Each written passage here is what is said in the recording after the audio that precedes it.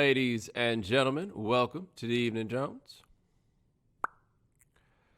All right, if you're watching at theeveningjones.com, log in, use whatever profile you got. Once you get on, you can participate in our chat room. You can also send in your questions. So I was walking around Harlem, USA the other day. Wasn't especially warm, but you know, you got to do it sometime, right? Does anything feel more ominous than seeing 5 police cars by the dollar store?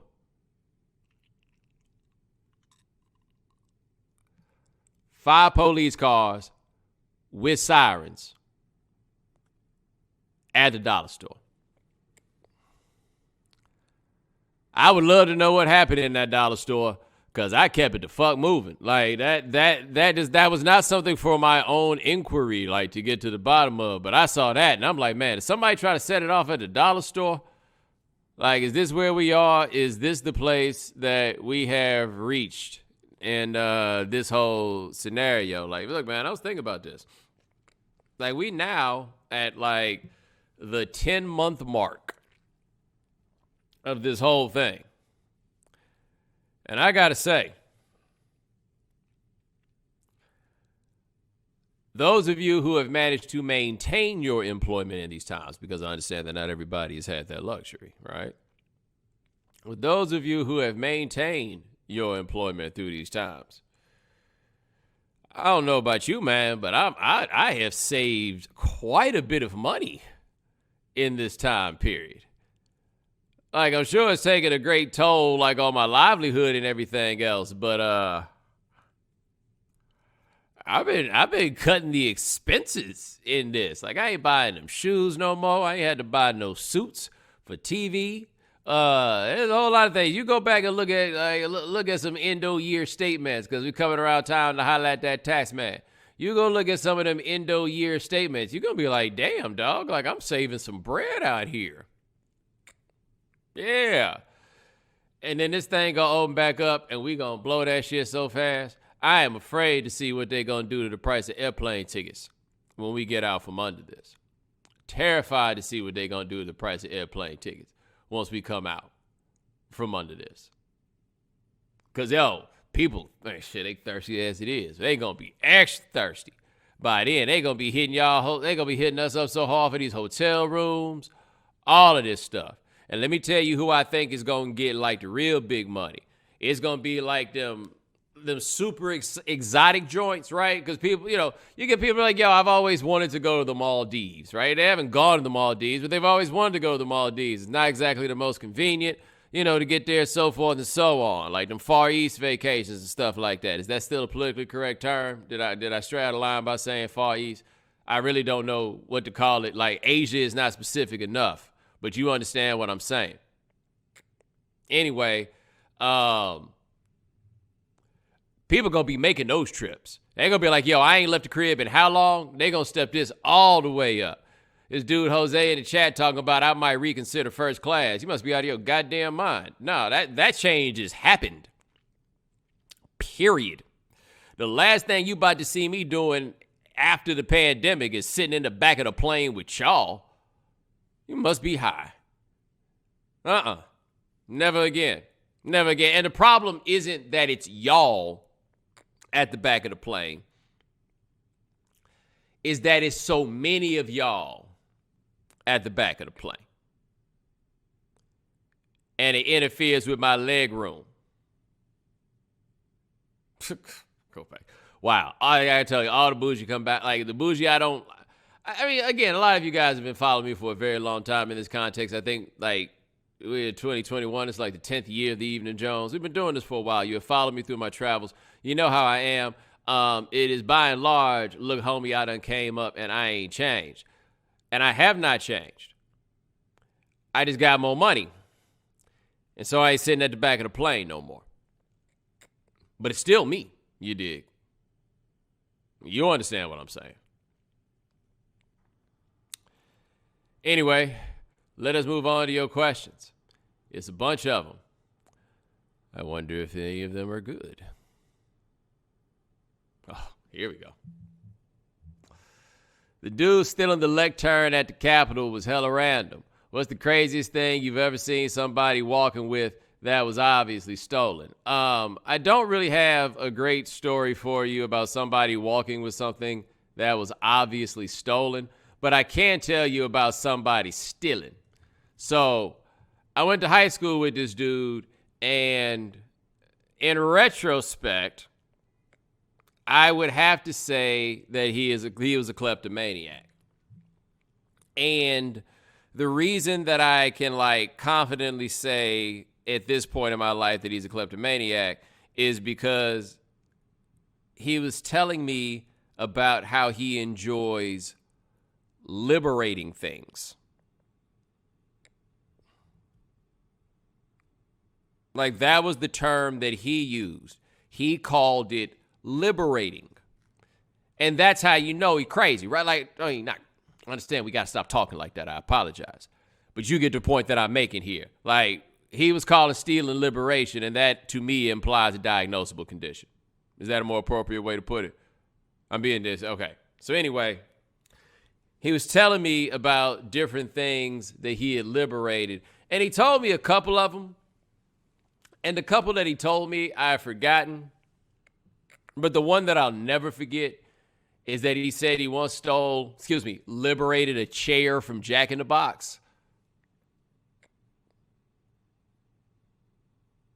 You heard me right. You liberated a chair from Jack in the Box. Now,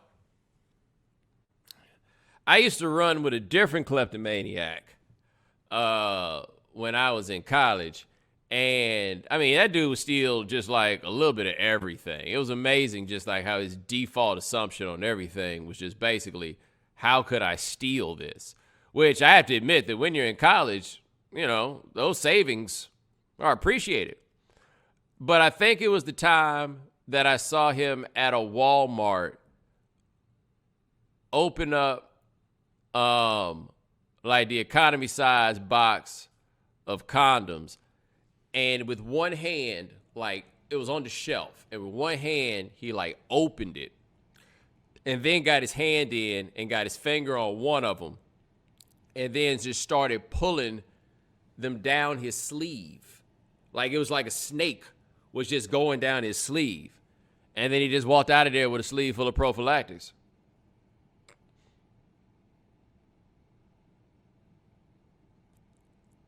He was just about that life. He figured out very early, if you just act like you're supposed to be there, nobody will ask any questions.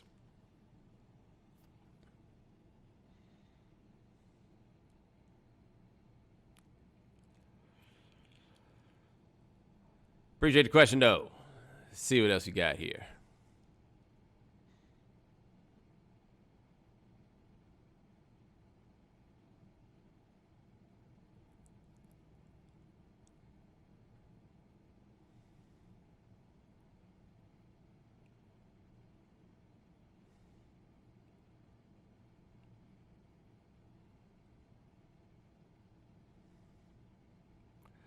I thought we all knew not to wear your work clothes when committing crimes, right?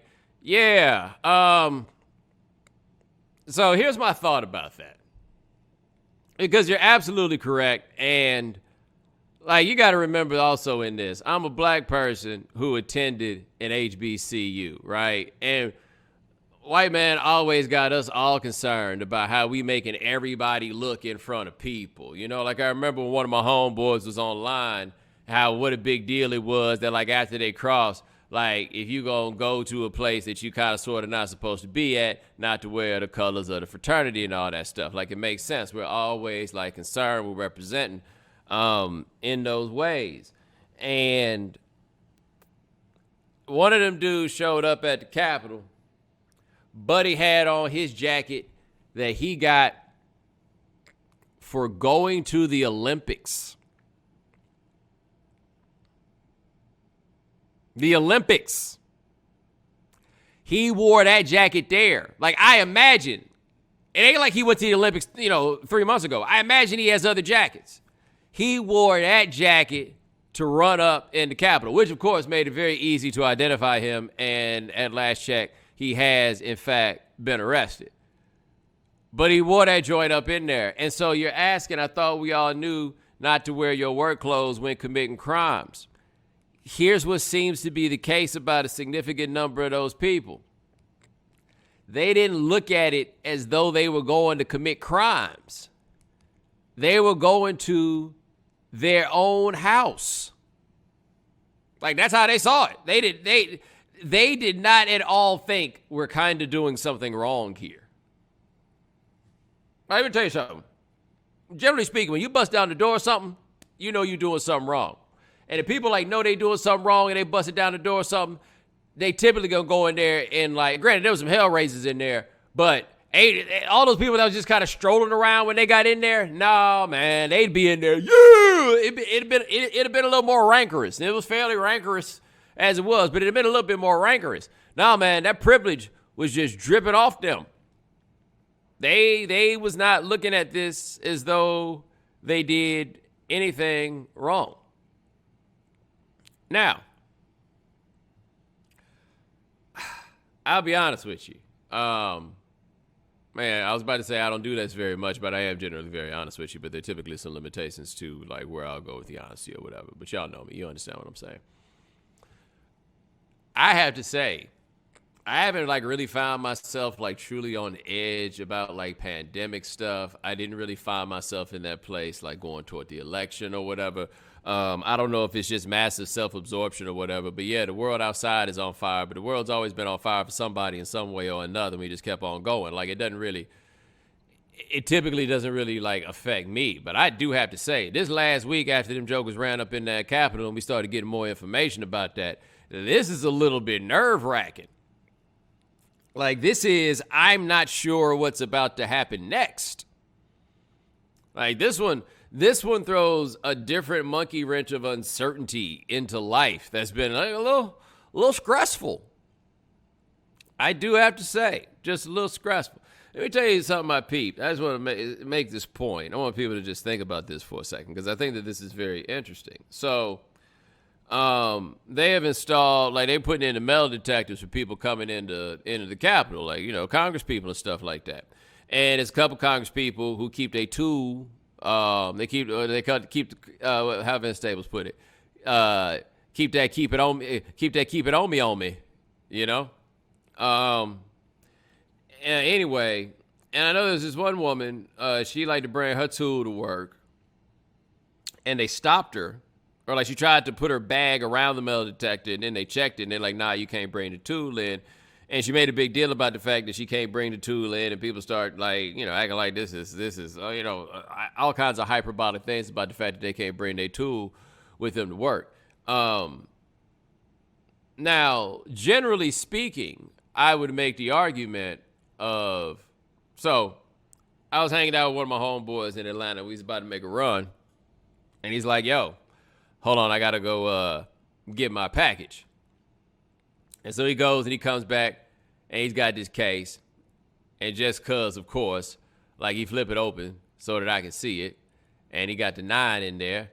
And he explains to me that he has a cop killer at the top, a cop killer at the bottom, and hollow tips all the way in between.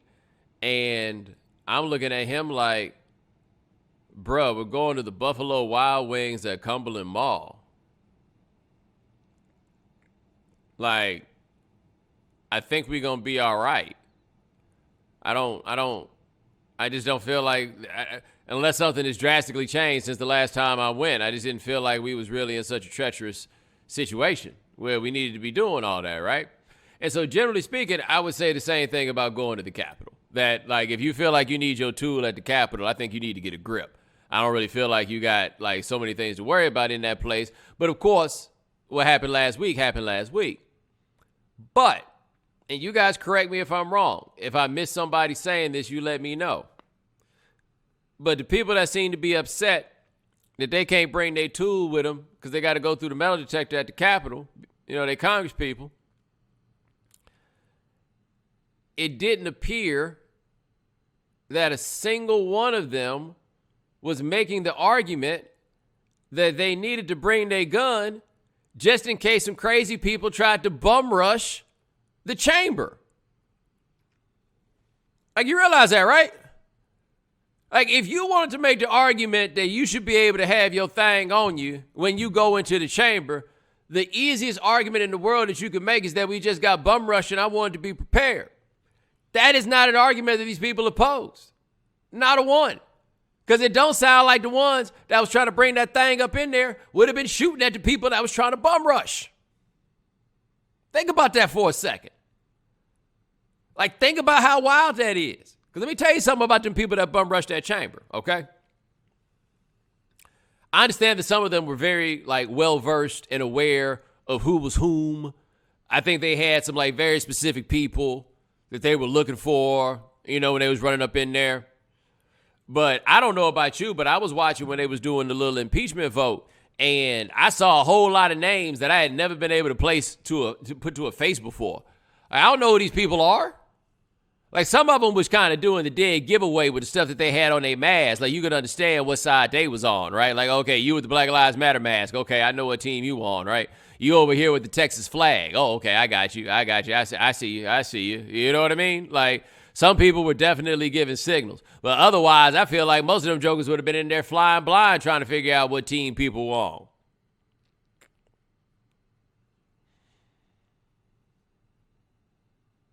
But anyway, to your original point, no, I would not wear things with, like, easy identifying markers if I had planned to go somewhere and raise a ruckus. They apparently were like, what was his name? Was it Chad on Killing Him Softly? I'm sorry. I didn't know I wasn't allowed to do that.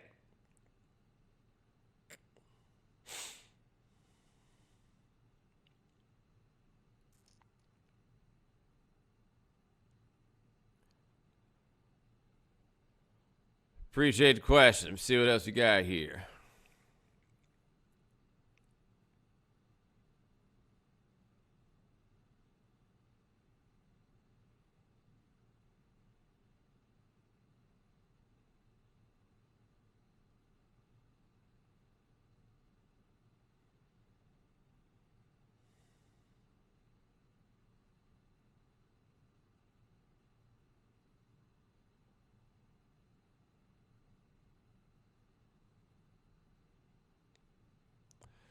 You hear about the judge who ordered the correctional facility to give the rider with the horns an organic meal after his mother complained.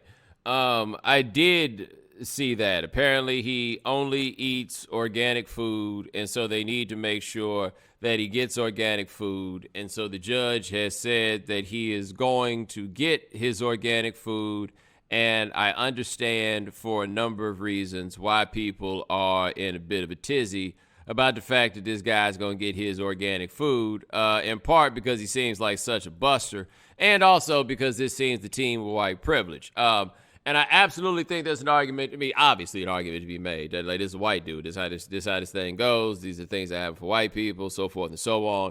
I'm assuming he comes from some kind of money, he probably got a pretty good lawyer, all of that stuff. That is why this dude is going to have his access to organic food. Except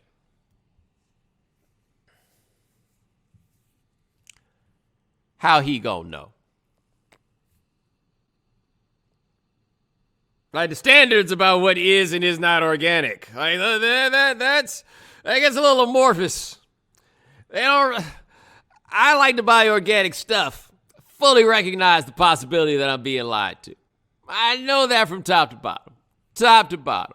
So that dude, yeah, he gonna be in there in that jail. He got there. We gonna get him his organic food, and he's gonna be like, "Wow, what is this? Organic bologna? How you like that?"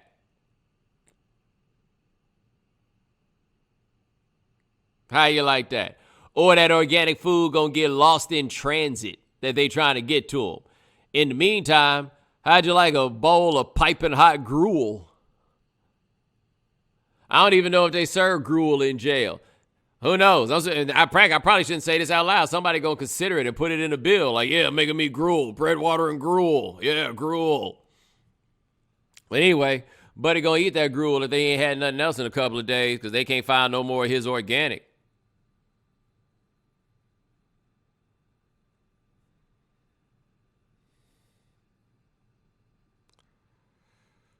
Appreciate the question. See what else you got here.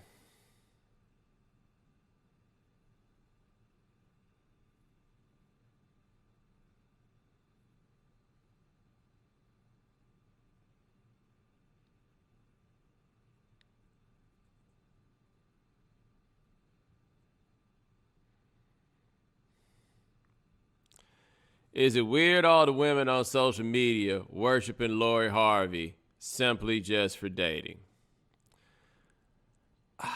Now, I'm sure you guys recognize that I am far too smart to answer the question as it has been presented. What in the world do you think I'm going to get from giving an answer to, is it weird all the women on social media worshiping Lori Harvey for simply just dating, right? And I feel like in a lot of ways it's not my place to speak. I also feel in a lot of ways, though, that there is a measure of projection that's going on here. Like I saw a retweet that was floating around that was like, she's doing what you should do in your 20s, date people you like, and move on when they start acting goofy or when they no longer serve you. And I'm trying to figure out how such behavior would be limited to your 20s. You know what I mean? Like, okay, I guess. There is a measure of projection. But I did this. I don't know if any of you have ever done this, okay? I realized that I don't know anything about Lori Harvey other than she winds up dating famous dudes and that Steve Harvey is her daddy. Those are the only two things that I know about her. So I decided I would look her up in the Wikipedia to perhaps find out more things about Lori Harvey. Lori Harvey does not have a Wikipedia page. I don't know about you, but I found that to be like, wow, really? Nobody has put up a Wikipedia page about her, okay? That is not to say that Lori Harvey don't be doing nothing. But it's a bunch of people with Wikipedia pages. Like, she might be the most famous person I can think of that does not have a Wikipedia page. Like, the people that are into her are not trying to read nothing about her. They just coming to look. That's it. They coming to look.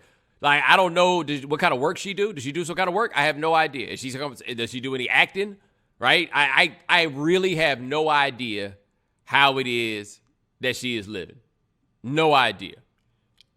But I was stunned that she did not have a Wikipedia page. That threw me very, very much so. But I don't really know nothing about her whatsoever.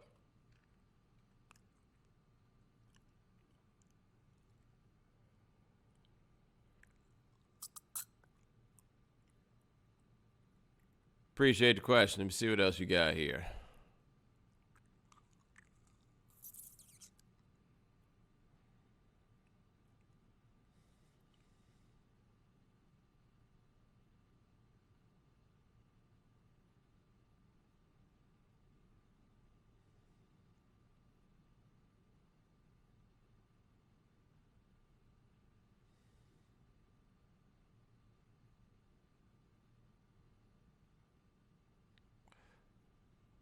Man, this dude wanted to ask that question about the judge so bad he asked it like 5 fucking times.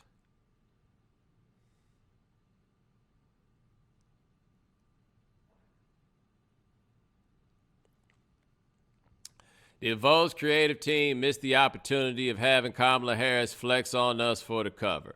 So I have, because I saw that people did not like the cover, I didn't care enough to ask people questions about what exactly they did not like for about the cover that they did with her, or what, I understand that Kamala's people said that they wanted to use a different image. Vogue had the one that they wanted to use, and it got the thing about how Vogue should have respected her wishes, which I actually don't agree with. It's not like you don't get to edit our magazine. This is what I was trying to figure out. What would have been appropriate for the Vice President of the United States to wear or be photographed in on the cover of a fashion magazine? Like, to me, that seems like a real tricky needle to thread in terms of, like, getting this right, especially if you decide that, like, was the whole plan going to be that you had her, like, in the blazer, jeans, and chucks? Like, was that just what it was going to be? Like, is that what the problem was? Like, I really couldn't fully tell. I saw people didn't like the picture. I couldn't even fully tell what the problem was. I really, really did not. Like, people were charged up about it. And my thought was, like, so when I did that article with GQ and they did a photo shoot, GQ hit me and was like, yo, why don't you bring some T-shirts? You know, because that was after that thing with the T-shirt. We'd like to see your T-shirts. And I'm like, why in the world do you think that I'm going to let GQ photograph me in T-shirts? No, I got a stylist and we figured out some looks. You know what I'm saying? I didn't know if people didn't like the look that she had. Like, I was thrown in a whole number of ways, is that I just didn't know what it was that people wanted from it. But I also didn't know if there was really, like, how much winning was possible in the overlap of the person, the setting, what you could or could not do, how you could or could not make it look. You know, like, I couldn't think about, like, having Obama on the cover of GQ, for example. He just going to be wearing one of them president suits. Like, that was my thought. But, I guess I don't give a damn about Vogue. So how they made her look on Vogue ain't nothing to me. But I do understand for some other people it's probably a much bigger thing.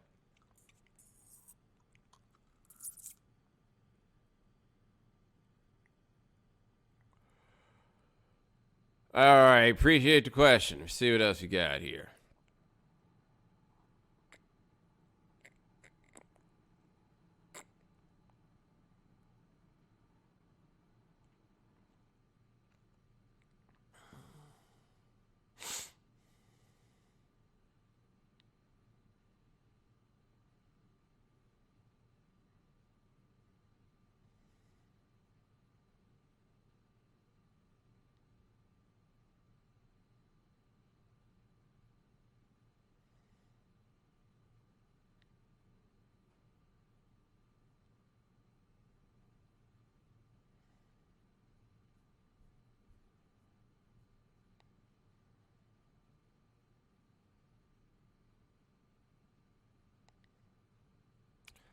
Has anyone attempted to fire you from a job more than one time? I mean, I tried to fire me from a job more than one time. I used to work at the Gap. I tried to quit, and for some reason, they loved me so much they wouldn't let me quit. They just gave me a more amenable schedule. And then I quit again. And then I came back, like, the next summer because I got a speeding ticket, and I needed to pay it off. So I came back and worked for, like, a month. Yeah, as close as I got.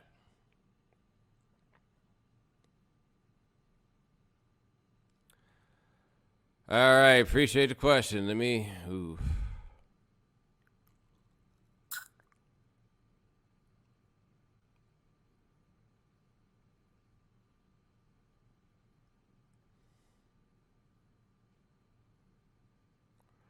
Somebody here talking about when am I getting TikTok? Dude, I'm 40 years old, man. Y'all can have that. I don't find you guys that interesting, number one. And number two, that is not really my idea of a good time, like participating in those things. But no, the last thing I need in my life is more access to the shitty content that y'all put on the internet.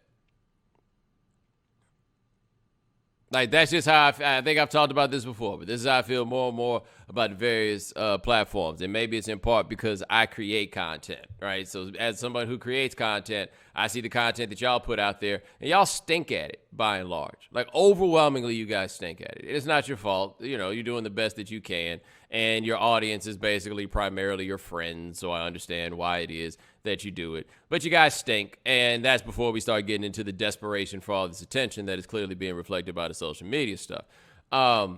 Anyway, like, TikTok is, of all the platforms, like, Instagram morphed into a look at me sort of platform. It wasn't always that, but it morphed into that. I feel like TikTok is just from the very beginning. It's just look at me do this thing. That's it. And the last thing in this world that I want is, like, more people looking at me, especially in the course of something that is not going to get me paid. You will not see me jumping on TikTok. And as I understand it, they be all up in your data. Like everybody be all up in your data, I understand. But I understand they be all up in your data. All up in your data. No thanks.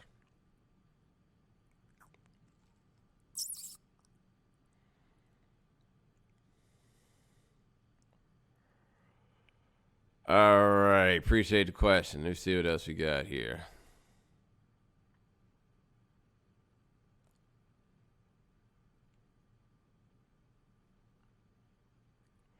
Do you think 1-6 will ever be as synonymous as 9/11? I don't see it. Of course, it never will be. No, it has no chance of being synonymous. And the reason it has no chance of being synonymous to 9/11, nothing that happens domestically is ever like really going to have a chance to be something like 9/11, because with 9/11, I want to say everybody had the same enemy, but that's going too far. White people definitely all had the same enemy. With January 6th, it's clearly a split. And that stops it from being that, because 9/11 basically mean the same thing to all Americans. January 6th is going to ultimately mean two different things to two different groups of people.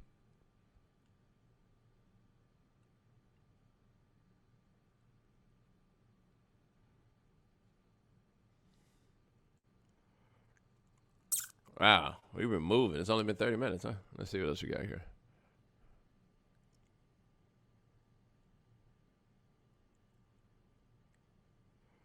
Would you snitch if you recognize someone in the FBI photos? Oh, yeah. Oh, yeah. Well, actually, let me think about that. You mean like the FBI photos of the people running up in the Capitol? Yeah, probably. But, I would think about snitching. Like, I wouldn't be opposed to snitching, but I really don't know how much work I'd put into snitching. Like, am I really about to Google it and find the FBI phone number? Like, do I want to be on the phone with the FBI? I don't know if that's something that I want to do, but I would definitely think to call somebody who also knew the person whom I recognized from the footage. And I'm sure that if I tried hard enough without being too obvious about it, through some form of manipulation, I'm sure I could get that person to make the call. Were they offering rewards, by the way?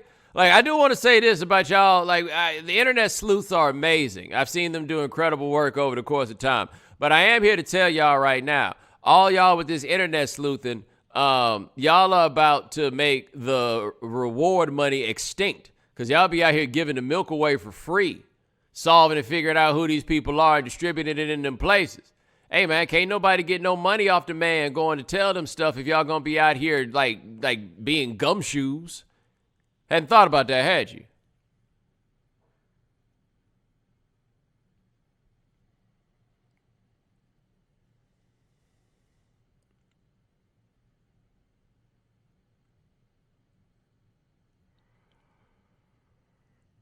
Appreciate the question. Let me see what else you got here.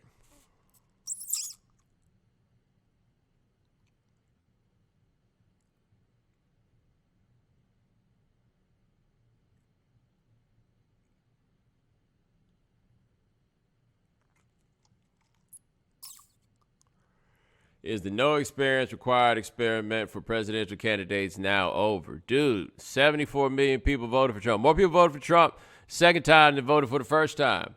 They clearly don't care about that, or at least there's a number of people who don't care about that. And I get it. People do not vote for president truly based on policies, right? They don't typically do it based on something intellectual. They do it based on what they feel. Feel is what makes people go vote. Feel is what makes people go organize. Feel is the thing that determines it. And Trump made people feel him. Whether you like it or not, that part is indisputable. And that's what got him through. Those people who rock with Trump are not like, I really wish we had gotten somebody that was more refined. They clearly don't care about that. So, no, there'll be another no experience, but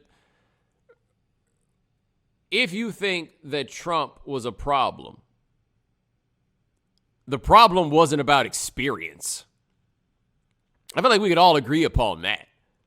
Like, it's not like if Trump had a little more time on the job that you'd be like, yo, Now that he's had, gotten a little more under his belt, I think he'll be all right. Nah, I doubt that you think that's going to be the thing to solve the problem. I could be wrong, but I feel fairly confident saying that wouldn't be it.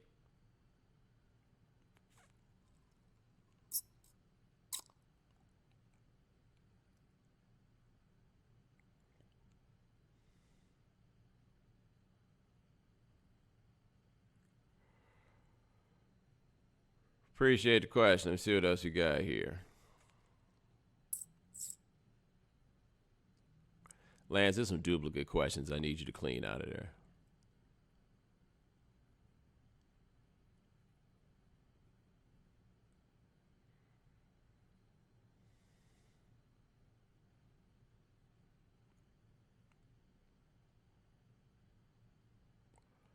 If you had actually gotten into the Capitol, would you have taken something better than a podium? What do you think there was to take? Like, from what I can tell in the Capitol and looking around there,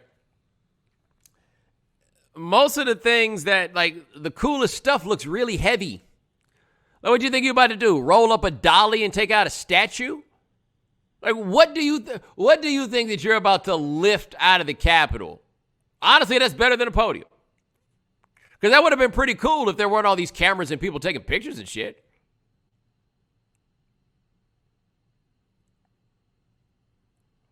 Somebody talk about the Declaration of Independence. Yeah, you go ahead and steal the Declaration of Independence and see how that goes.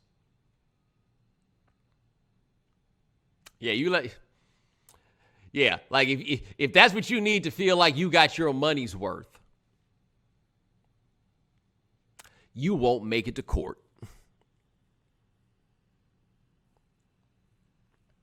Just so you know, you won't make it to court.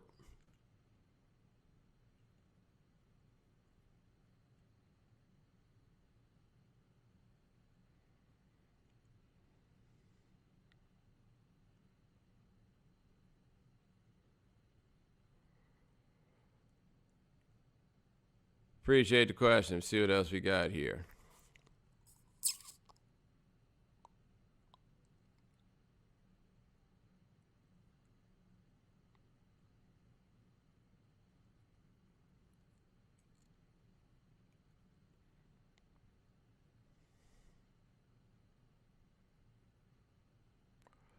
Does the social media / corporate Trump backlash, or is it I don't even know what your fucking question is. Sorry about that.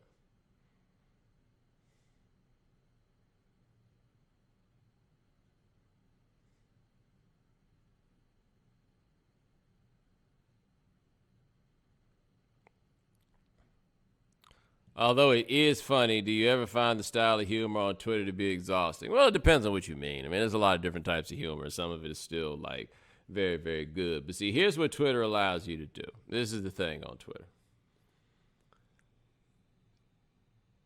Everybody likes the feeling of making the whole room laugh. Like, I think we could all agree upon that, right? Like, making the whole room laugh feels really, really good. And Twitter allows us all the opportunity to make the room laugh with it's like bowling with bumpers. Because if it doesn't make nobody laugh, then people just don't laugh. Like, by and large, they just keep it moving, unless they've decided that you're toxic or offensive or something like that, or you're a famous person that's not funny, right? But overwhelmingly, you say something, it's not funny, people just keep on moving and they go. But if you land it, everybody laughs at you. And so that's the reason why everybody on Twitter, like, yo, it's jokes. They're not telling jokes just because they intrinsically like the jokes. It's because everybody is looking to be the person to make the whole room laugh. And when everybody gets to take the chance to make the whole room laugh, and there's no risk of not making the room laugh, then you're going to have too many people who aren't actually good at it trying to make the whole room laugh. And that part can get a little bit exhausting, right? But hey, man, funny.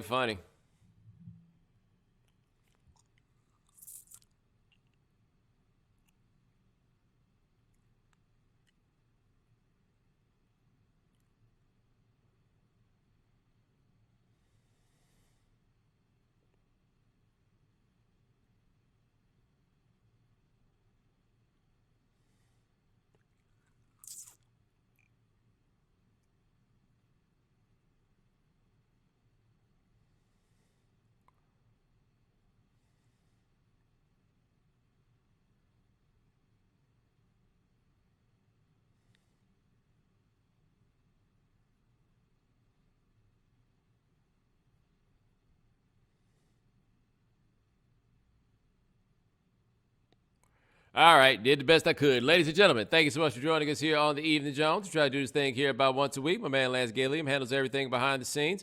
Thank you, sir. Remember, if you cannot watch the Evening Jones live, subscribe to the podcast, subscribe to the iTunes Store, subscribe at Stitcher Radio. Check us out at SoundCloud. We are also at Google Podcasts, and you can now check us out on Spotify. Subscribe, all that stuff. Take it easy.